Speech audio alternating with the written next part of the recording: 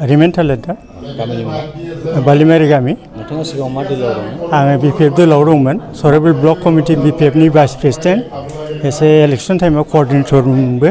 आरो district member आं दिनैहाय इउपिपिएल दोलोआव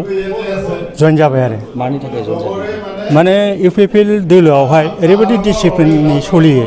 गावजों गाव माने अनलायनाय वार्कारफोरजों गेजेराव अनलायनाय ओमफ्राय प्लास माने सरकारा जेसेखिनि मावनांगौ बेखौ मावगासिनो दङ अनलायनायनि गेजेराव बे आरो इंराजियाव मोनसे खोथा गैया होमबा slow' and study wine in the last नङा होमबा माने खामानिफोरा लासै लासैबाबो स्मुथ रोखोमै जागासिनो दङ आरोखि बिपिएफनि समाव माबायदिमोन बिपिएफनि समावबो मावनाया मोजां मावदोंमोन खिन्थु लिडारफोरनि गेजेराव गावबा गाव फोथायलायनाय गैयै जाबोदों आरो दाबो बिदिनो फोथायलायनाय गैयै जागासिनो दं आरो बेसेबांसो जइन जादों बे दिनैहाय खमावबाबो 75 जना आंनि आन्दारावहाय जइन जाफैबाय आरो गासैबो बिपिएफनि उननि समाव माबायदि हाबा मावलांगोन नोंथाङा आं उननि समावहाय जेसेबांनाखि डिसिप्लिननि खामानि मावनांगौ इउपिपिएल दोलोनि जानानै आं बेखिनिखौ मावलांबाय थागोन